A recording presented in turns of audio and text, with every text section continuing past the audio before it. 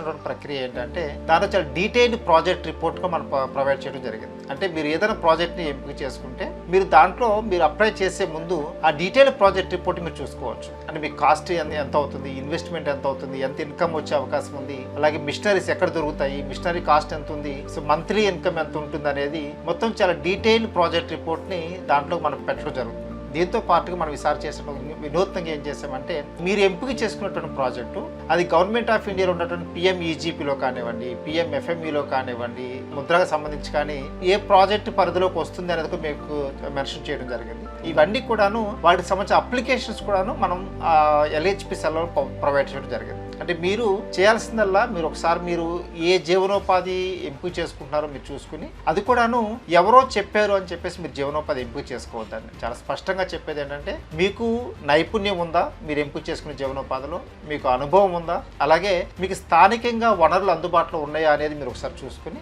ఇవన్నీ ఉన్నప్పుడు మీరు దాన్ని చేయగలుగుతామని మీకు నమ్మకం ముఖ్యంగా చాలా ఇంపార్టెంట్. మీ పైన మీకు నమ్మకం ఉండి నేను చేయగలుగుతాను అనుకున్నప్పుడు మీరు ఆ జీవనోపాధి ఎంపిక చేసుకోండి. ఎంపిక చేసుకున్న తర్వాత మీరు ఆ DPR చూడండి. అలాగే మనకి వివిధ రకాల పథకాలు ఏవైతే ఉన్నాయో, అంటే మనకు ఆర్థికంగా సహకారం అందించేటువంటి పథకాలు ఏమైతే ఉన్నాయో అవన్నీ చూసుకుని మీరు చక్కగా దరఖాస్తు చేసుకున్నట్లయితే మేము ఖచ్చితంగా మీరు సపోర్ట్ చేస్తాం. అలాగే ఈ సంవత్సరం ఇంకొక ప్రక్రియ ఏం చేస్తున్నామంటే గౌరవ MD మేడం ఇచ్చినటువంటి ఇన్స్ట్రక్షన్ ఏంటి అంటే మనం MCP అనేది ఒకటి చేస్తున్నాం. మీ అందరికీ తెలుసు బ్యాంకు రుణం ఇచ్చేటప్పుడు మనం ఖచ్చితంగా సూక్ష్మ రుణ ప్రణాళికని తయారు చేస్తాం. ఈ సూక్ష్మ రుణ ప్రణాళిక అంటే మీ గ్రూప్ కనుక MCP ప్రతి RP ఈ రోజు మనం ఏం చేస్తున్నారంటే ప్రతి RP అండ్ COs సూక్ష్మ రుణ ప్రణాళికను తయారు చేస్తున్నారు మీ సంఘంలో కూర్చొని. అది ఏప్రిల్ 15వ తారీఖు లోపు అన్ని సంఘాల యొక్క MCP మైక్రో క్రెడిట్ ప్లాన్ తయారు చేయడం అయిపోతుంది. ఈ లోపు మీ దగ్గరికి వచ్చినప్పుడు సంఘ సభ్యురాలుగా మీ బాధ్యత ఏంటంటే మీరు ఏ వ్యాపారం పెడదాం అనుకుంటున్నారు ఇవన్నీ కూడా మీరు LHP సెల్లో మొత్తం అంతా చూసుకుని మీకు సంబంధించినటువంటి మీకు నచ్చిన మీకు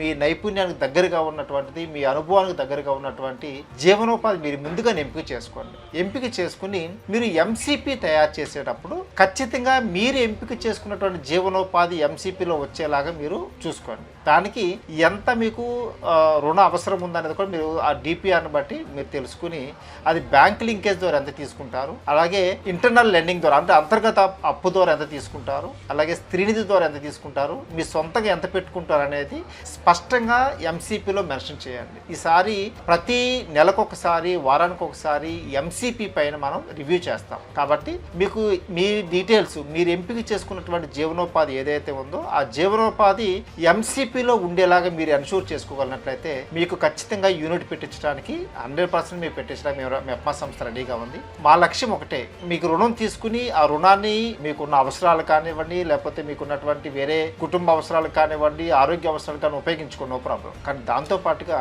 ఖచ్చితంగా మీ ఆదాయ మార్గం పెంచుకుంటానికి మీరు దాన్ని ఇన్వెస్ట్ చేసినట్లయితే మీ కుటుంబం ఖచ్చితంగా అభివృద్ధిలోకి వస్తుంది, తలసరి ఆదాయం పెరగడానికి అవకాశం ఉంటుంది. అప్పుడు ఆ రుణ చెల్లింపు ఈజీ అవుతుంది, మీరు ఆ పేదరికం నుంచి బయటపడటం కూడా అవకాశం ఉంటుంది.